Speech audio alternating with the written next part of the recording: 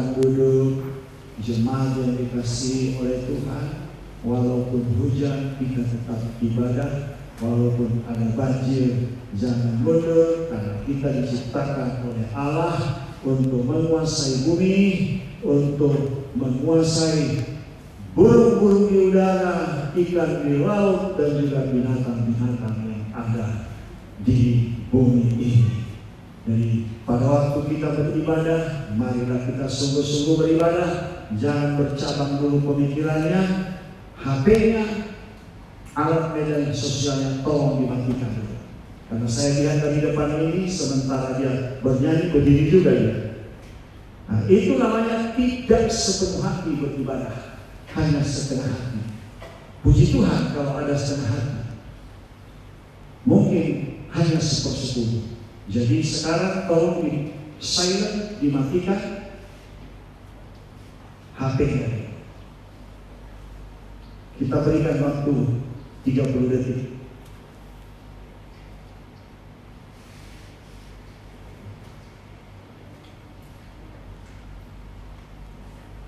Kemarin ada pemberkatan, peneguhan pernikahan di tempat. Pada waktu diadakan peneguhan pernikahan itu, yang menghadiri itu undangan itu semua bermain HP, yang nyanyi hanya sendirian, WL dan singer. Dan saya katakan kepada mereka, kalau masuk di dalam ruangan ini adalah ruangan ibadah, mohon dengan hormat tolong dimatikan HP-nya. Dan ketika diajak untuk berdiri, mereka tidak berdiri. Dan untuk menghormati Tuhan semua, kita harus sungguh-sungguh respon kita harus mengikuti apa yang dikatakan oleh yang berdiri di depannya. Baik, mari kita buka Alkitab kita. Keluaran 20 ayat yang ke-7. Keluaran 20 ayat yang ke-7.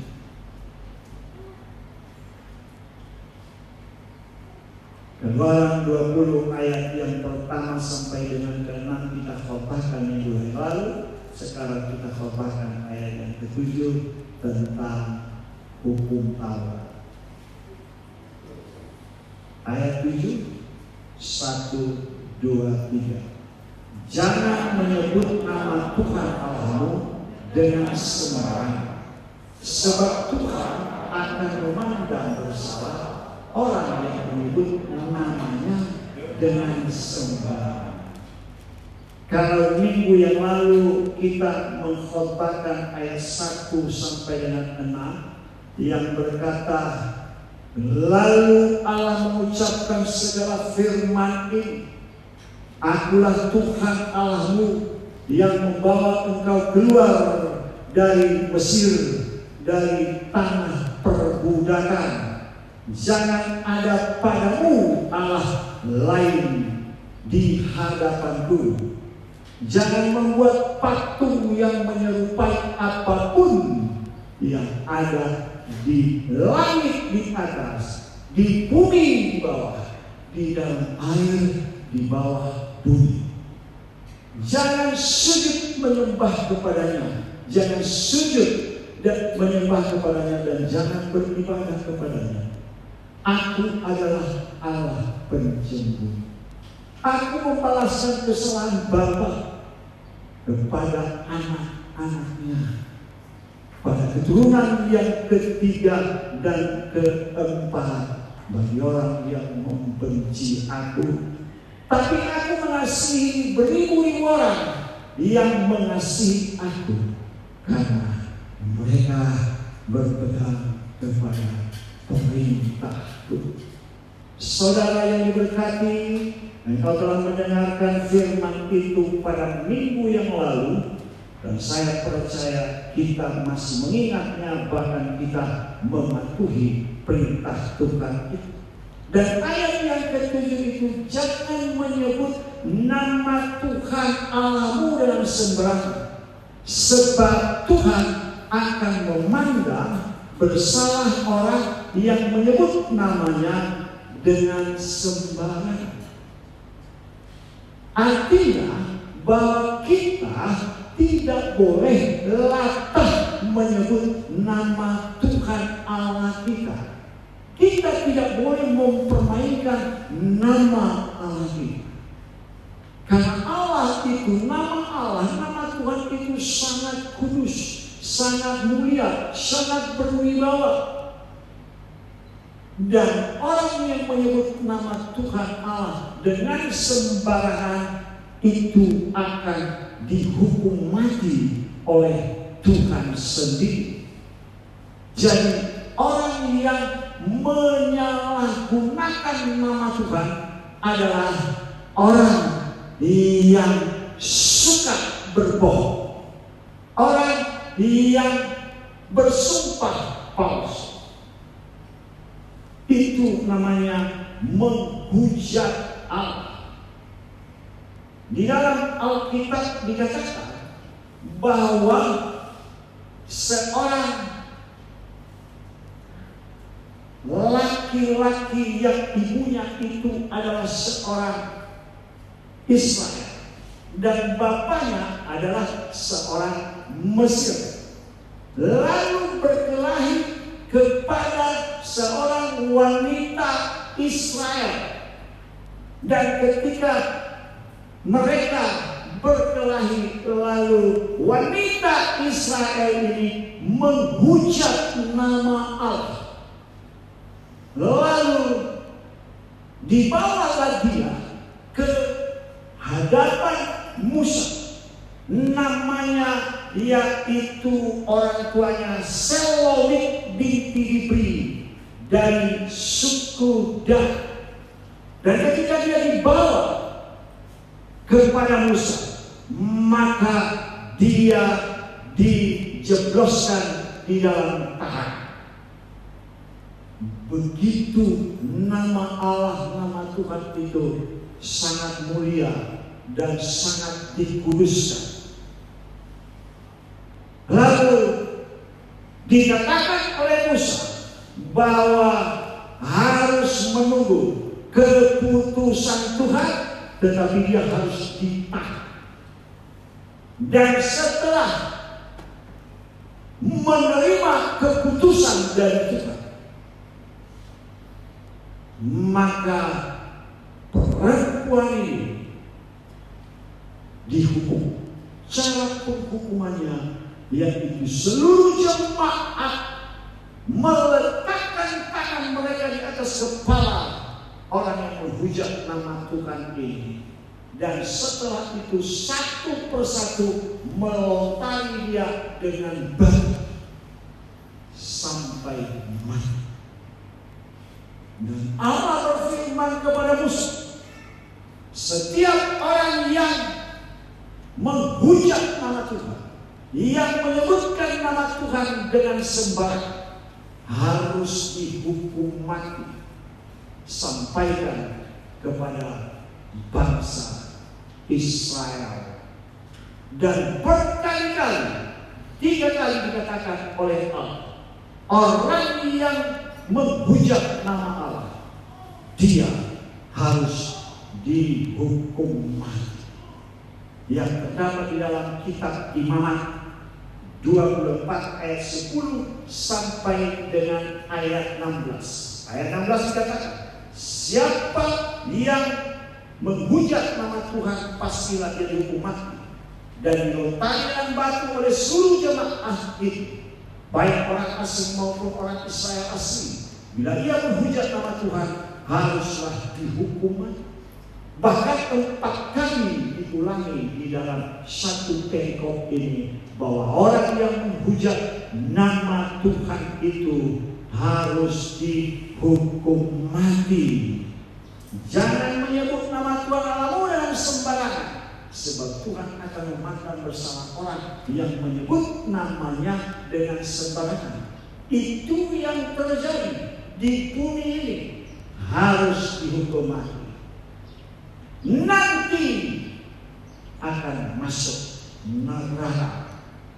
Jadi Bapak Ibu yang dikasihi oleh Tuhan, mari kita memperhatikan perintah Allah, hukum ini. Jangan suka latah menyebut nama Tuhan dengan sembarangan.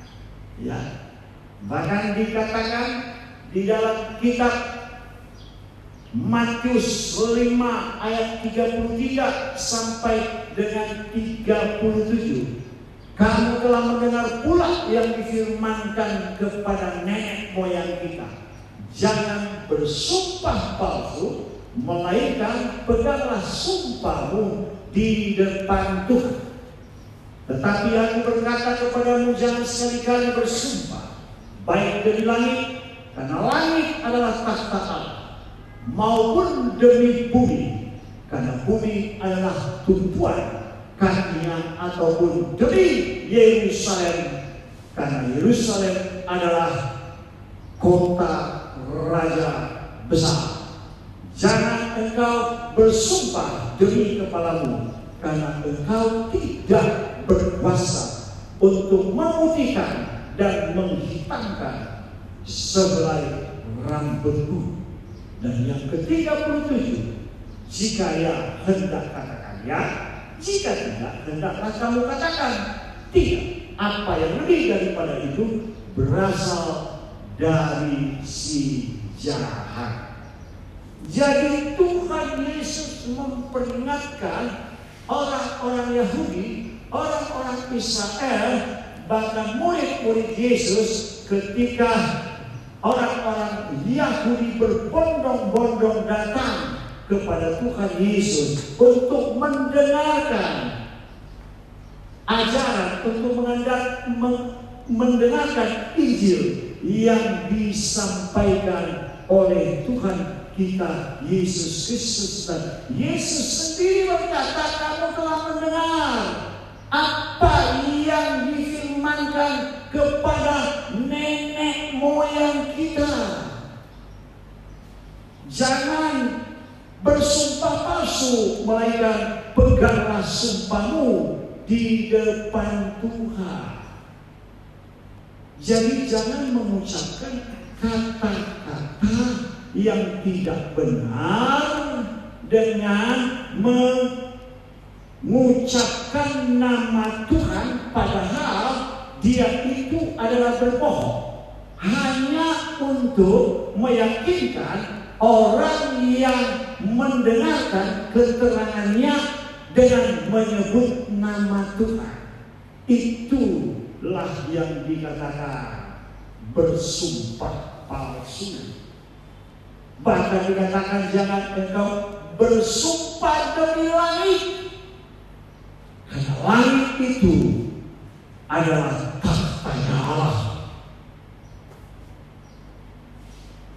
Jangan sembarangan mengucapkan nama Tuhan Allahmu.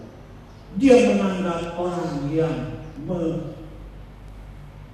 mengatakan namanya dengan sembarangan menganggap bersalah. Dan dikatakan jangan engkau bersumpah demi bumi, karena bumi itu adalah tumpuan kaki Tuhan kita. Dan jangan bersumpah demi Yerusalem, karena Yerusalem itu adalah kota raja besar, yaitu kotanya Tuhan. Disitulah nanti Tuhan akan mendirikan kerajaannya, yaitu Yerusalem baru. Makanya ada nyanyian, oh Yerusalem, kota mulia, hatiku rindu ke sana. Oh Yerusalem, kota mulia, hatiku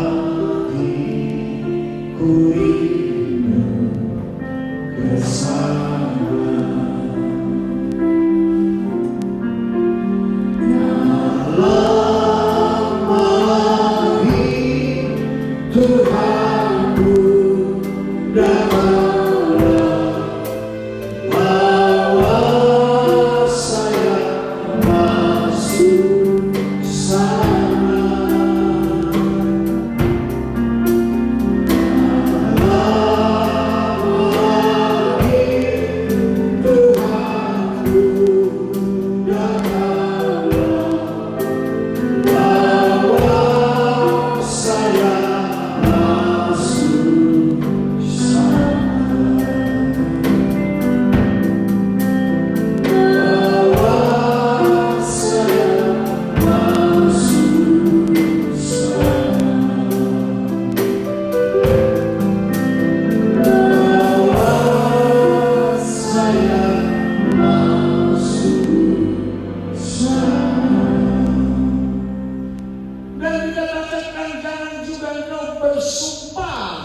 Demi kepalamu, karena engkau tidak berkuasa untuk menghitamkan dan memutihkan rambutmu.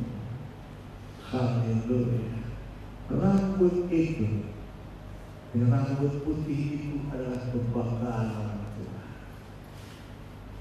Rambut hitam itu kekuatannya, kekuatan anak muda.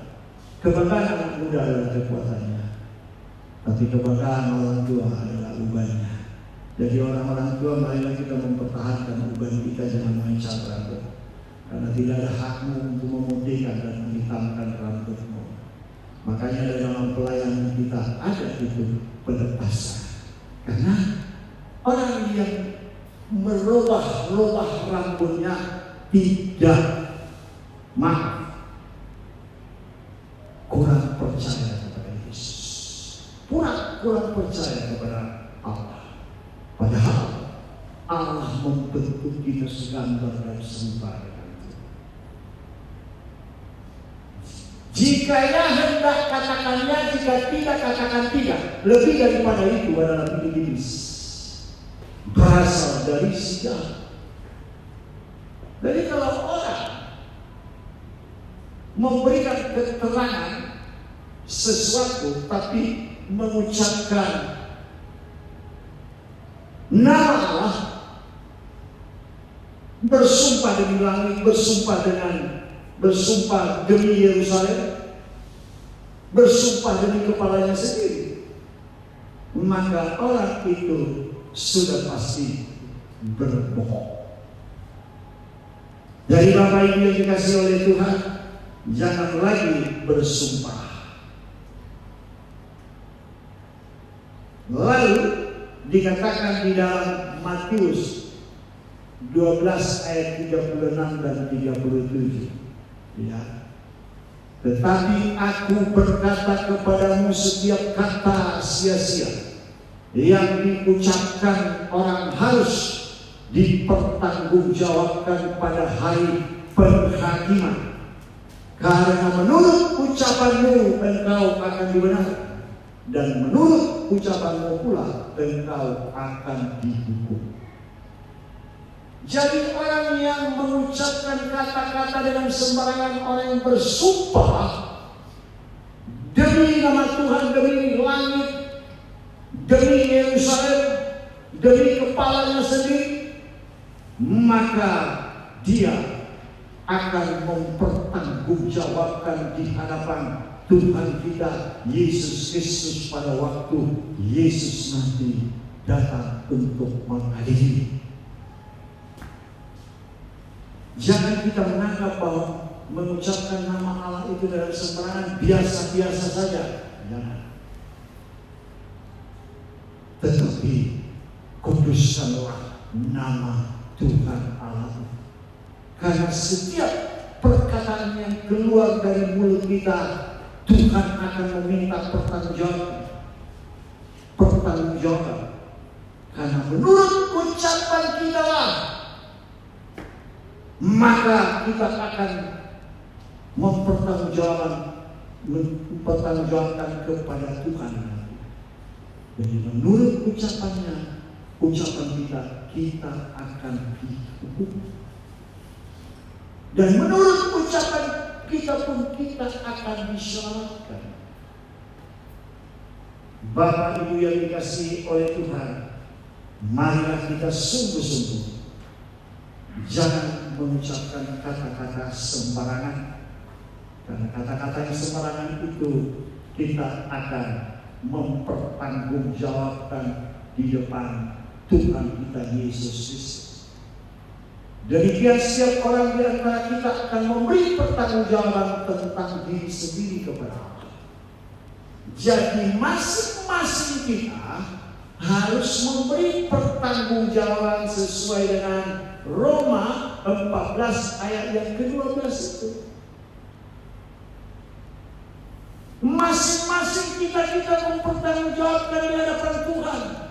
Bukan orang lain yang mempertanggungjawabkan, tapi kita pribadi sendiri di hadapan pengadilan yang sangat adil di depan Tuhan kita Yesus Kristus. Dan dikatakan di dalam Yohanes 14 ayat 3, dan apabila aku pergi ke situ dan telah menyediakan tempat bagimu, maka aku akan kembali untuk menjemput engkau di mana aku berada, kamu berada. Yaitu bahwa penghakiman itu terjadi, dan setelah lolos dari penghakiman itu, maka Tuhan akan membawa ke surga. Makanya Tuhan berkata, jangan gelisah hatimu, percayalah kepada Allah, percayalah kepadaku. Di rumah Bapakku banyak tempat tinggal. Kalau tidak demikian, tentu aku akan mengatakannya kepadamu. Di rumah Bapakku banyak tempat tinggal. Di rumah Bapa di surga banyak tempat tinggal. Makanya kita jangan sembarangan bersumpah, jangan sembarangan mengucapkan nama Allah, karena Dia akan meminta pertanggungjawaban kepada kita. Lalu di dalam kitab Yohanes 5 ayat 22, Bapa tidak menghakimi siapapun, melainkan telah menyerahkan penghakiman itu menurutnya kepada Anak. Jadi penghakiman itu bukan lagi dari Allah, tapi sudah didelegasikan, sudah diberikan kepada Tuhan kita Yesus Kristus untuk mengadili. Dan dikatakan di dalam Alkitab, pada waktu Anak Manusia itu datang bersama dengan malaikat-malaikatnya, dan Dia akan memisahkan orang-orang benar dan orang-orang yang tidak benar. Orang-orang benar ini dikatakan domba-domba, dan orang-orang yang tidak benar ini adalah kambing-kambing. Jadi dipisahkan antara domba dan kambing. Dan kepada kambing, kepada domba dikatakan, masuklah di dalam kerajaanku yang telah dibentuk sejak dunia ini dibentuk, dan ada persyaratan-persyaratan. Dan kepada kambing-kambing dikatakan oleh Tuhan kita Yesus Kristus, enyahlah domba, masuklah di dalam belerang api yang menyala-nyala itu bersama dengan iblis-iblis. Saudara yang diberkati oleh Tuhan, itulah penghakiman yang akan dilakukan oleh Tuhan kita Yesus Kristus. Dia datang untuk menyelamatkan kita. Karena begitu besar kasih Allah akan dunia ini, Dia menyelamatkan kita. Dia menolong kita. Tapi ada persyaratannya bagi orang yang percaya kepada-Nya. Karena begitu besar kasih Allah akan dunia ini, Dia menyelamatkan orang yang percaya kepada. Bapak Ibu yang dikasihi oleh Tuhan, marilah kita menerima itu kedatangan Tuhan kita Yesus Kristus untuk menyelamatkan. Karena begitu besar kasih Allah, Dia telah mengaruniakan anaknya yang tunggal datang ke dunia ini untuk menyelamatkan kita. Bapa tidak menghakimi siapapun, melainkan telah menyerahkan penghakiman itu seluruhnya kepada Anak. Tinggal Yesus memberi laporan bahwa tugas telah dilaksanakan. Saudara yang diberkati oleh Tuhan, kalau kita melihat bagaimana perintah seorang Tuhan kepada hambanya, mempercayai talenta yang diberikan kepada hambanya, dan ketika hambanya itu kembali, apakah sudah berkembang talenta itu? Diberikan kepada yang satu, menjadi 10. Diberikan kepada yang seorang lagi 2, menjadi 4. Tapi diberikan kepada yang satu orang lagi 1. Kepada yang 2 orang ini 5 dan 2, mereka mengembangkannya, dan dikatakan di situ, maka kata tuannya itu kepadanya, baik sekali perbuatanmu itu, hai hambaku yang baik dan setia. Engkau telah setia dalam perkara kecil, aku akan memberikan kepadamu tanggung jawab dalam perkara yang besar. Masuklah dalam dan turutlah dalam kebahagiaan Tuhan. Dan di ayat 23, maka kata tuannya itu kepadanya, baik sekali perbuatanmu itu, hai hambaku yang baik dan setia. Engkau telah setia memikul tanggung jawab dalam perkara yang kecil, aku akan memberikan kepadamu tanggung jawab dalam perkara besar. Masuklah dan turutlah dalam kebahagiaan Tuhan. Dan di ayat yang ke-25, ayat 24, kini datanglah juga hamba yang menerima 1 talenta itu, dan berkata, Tuhan, aku tahu bahwa Tuhan adalah manusia yang kejam, yang menuai di tempat di mana Tuhan tidak menabur, dan yang memungut dari tempat di mana Tuhan tidak menanam. Karena itu aku takut dan pergi menyembunyikan talenta Tuhan itu di dalam tanah ini. Terimalah kepunyaan Tuhan. Maka jawab tuannya itu, hai kamu hamba yang jahat dan malas, jadi kamu sudah tahu bahwa aku menuai di tempat di mana aku tidak menabur, dan memungut dari tempat di mana aku tidak menanam. Karena itu sudahlah seharusnya kau berikan kepada orang yang menjalankan uang, supaya sekembaliku aku menerimanya serta dengan bunganya. Sebab itu ambillah talenta itu daripadanya dan berikanlah kepada orang yang mempunyai 10 talenta. Karena setiap orang yang mempunyainya kepadanya akan diberi, sehingga dia berkelimpahan. Tetapi siapa yang tidak mempunyai apapun juga, yang ada padanya akan diambil daripadanya. Dan campakkanlah hamba yang tidak berguna itu ke dalam kegelapan yang paling gelap. Di sanalah akan terdapat beratap dan bertabih. Bapak Ibu yang dikasihi oleh Tuhan, apa yang telah dipercayakan oleh Tuhan kepada kita di dalam hidup ini? Tuhan telah berkata kepada kita, pergi jadikan bangsa menjadi murid, baptis mereka di dalam nama Allah Bapa dan Roh Kudus, dan ajarlah mereka melakukan segala apa yang telah kuperintahkan kepada, dan ketahui aku senantiasa memelihara engkau kepada Tuhan. Mari kita lakukan. Jangan bilang kau nggak ada waktu. Dan orang yang melakukan ini dikatakan tadi bahwa dipercayakan kepadanya perkara-perkara yang kecil. Karena dia berhasil di dalam perkara yang kecil itu, maka dipercayakan kepadanya hal-hal tanggung jawab yang lebih besar lagi. Dan dikatakan, turunlah, masuklah. Kemana masuknya? Yang di dalam kerajaan surga. Kepada yang 5 talenta dikatakan masuk. Kepada yang 2 talenta dia kembangkan menjadi 4 talenta. Sama. Dia sediakan perkara yang kecil dan dia bisa mempertanggungjawabkan, berkembang menjadi 4. Dan apa katanya di sini? Dikatakannya masuklah dan turunlah dalam kebahagiaan Tuhan. Masuklah dan turunlah dalam kebahagiaan Tuhan.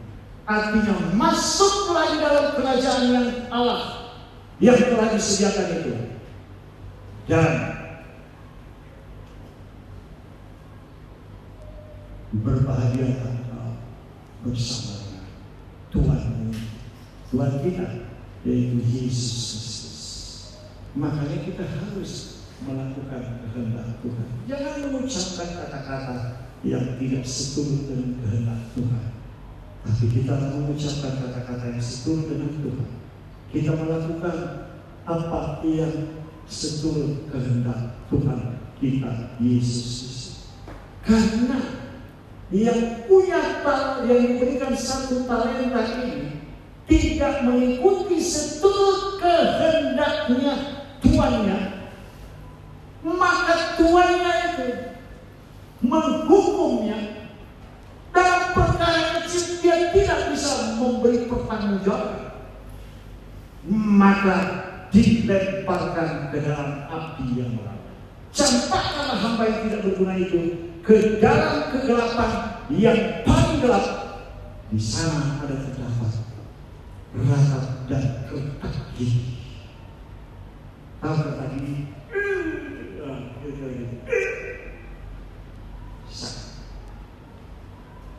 Marilah kita sungguh hidup di dalam Tuhan. Jadi orang yang hidup di dalam Tuhan ketika dia diadili, maka dia dibebaskan karena dia hidup benar di hadapan Tuhan sesuai dengan firman Tuhan di dalam Roma 8 ayat 1. Demikianlah sekarang tidak ada penghukuman bagi mereka yang ada di dalam Kristus. Demikianlah mereka yang ada di dalam Kristus Yesus. Tidak ada penghukuman. Mengapa? Karena dia menuruti kehendak Tuhan. Dia tidak menyebut nama Tuhan Allah dengan sembarangan. Dia tidak bersumpah palsu. Dia tidak berkata bohong. Sesuai dengan Yohanes 8 ayat yang ke-44 itu. Dikatakan, iblislah yang menjadi bapamu, dan kamu ingin melakukan keinginan-keinginan bapamu, yang adalah pembunuh manusia sejak semula. Jadi iblis itu selalu mengucapkan kata-kata yang tidak benar. Dia pembunuh sejak dari semula, dan tidak ada kebenaran di dalam mulutnya. Sebab di dalam dia tidak ada kebenaran. Apabila dia berkata dusta, dia berkata atas kehendaknya sendiri. Sebab dia adalah pendusta dan bapa segala pendusta. Jadi orang yang hidup benar, melakukan kehendak Tuhan, tidak berkata bohong, tidak berdusta, tidak bersumpah palsu, tidak menyebut nama Tuhan Allah dengan sembarangan, maka dikatakan demikianlah sekarang tidak ada penghukuman bagi mereka yang ada di dalam Kristus Yesus. Yang mau meminta ampun kepada Tuhan, yang mau memberi dirinya dibaptis, yang mau bertobat, yang mau meninggalkan perbuatan-perbuatan yang jahat itu, sesuai dengan firman, bertobatlah, berilah dirimu dibaptis, dosamu diampuni, dan kepadamu engkau akan diberikan karunia. Jadi hanya orang yang mau bertobat, diberikan karunia-karunia roh. Hanya orang yang mau bertobat, yang menerima karakter Kristus Yesus. Tadi malam setelah kami doa, dia mau tidur, istri saya bilang, saya ingatkan bahwa kita hidup, aku di dalam dia dan dia di dalam aku, dan aku wajib hidup seperti Kristus. Maksudnya, memang saya tahu ayat itu di dalam kitab 1 Yohanes. Dikatakan, aku di dalam dia dan dia di dalam aku wajib hidup seperti itu. Kalau siapa mengatakan bahwa dia ada di dalam dia dan dia wajib hidup sama seperti Kristus. Jadi artinya dia jelaskan sebenarnya. Jadi kalau kita ada di dalam Yesus, Yesus ada di dalam kita, maka kita wajib hidup seperti Kristus hidup. Oke, lanjut. Begitu juga kalau kita mendengarkan sesuatu, mungkin itu menyinggung perasaan kita, mungkin menyakitkan hati, atau engkau kena hajar, wajiblah engkau seperti Kristus.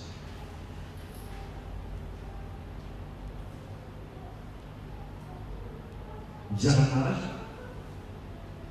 tidak engkau mengucapkan terima kasih. Mungkin engkau kecewa, dikecewakan oleh seorang laki-laki, umpamanya, ampuni dia Tuhan. Tapi laki-laki jangan cuma menyakiti hati perempuan juga begitu sebaliknya. Kalau kita hidup di dalam Kristus dan Kristus hidup dalam kita, kita wajib hidup seperti Kristus hidup. Yesus itu tidak mengecewakan kita. Seharusnya kita pun tidak mengecewakan seperti kita. Kalau kita sudah janji, ya janji. Janji adalah utang harus dibayar. Bapak Ibu yang dikasihi oleh Tuhan, jangan mengucapkan kata-katamu dengan sembarangan. Kita janji-janji, padahal janji tidak ditepati. Beberapa hari yang lalu ada seorang yang janji kepada saya, dia bilang, "Iya Pak, besok." Seharusnya janji itu akan dilakukan kemarin, kurang lebih jam 2 atau katakan jam 6. Ya, puji Tuhan, janji itu tidak ditepati. Saudara pikir berjanji kepada manusia ketika kita tidak menepatinya, apakah bebas kita dari janji itu? Enggak, tetap aja itu utang kita dan dosa. Makanya kita harus takut kepada Tuhan. Marilah kita sungguh-sungguh kita berjanji itu adalah nubuatan. Nubuatan adalah janji. Janji harus ditepati seperti Tuhan. Karena kita tadi yang berkata di ayat tadi, kalau kita hidup dalam dia hidup dalam kita, maka kita wajib hidup seperti Kristus itu. Demikianlah sekarang tidak ada penghukuman bagi mereka yang ada di dalam Kristus. Kita diampuni. Kita sudah jatuh di dalam janji-janji palsu. Kita sudah mengucapkan kata-kata yang tidak benar. Kita katakan, ampuni saya, sucikan saya, kuduskan saya, sesuai dengan firman di dalam 1 Yohanes 1 ayat 9. Tuhan mengampuni dosa, dan ketika Tuhan mengampuni dosa, maka tergenapilah di dalam hidup kami, yaitu Mika 7 ayat 19. Allah kembali menyayangi kami, Tuhan kembali menyayangi kami dan memaafkan kesalahan dan dosa-dosa kami, dicatatkan, dilemparkan ke dalam laut, dalam bumi Allah. Amin. Mari kita bersama.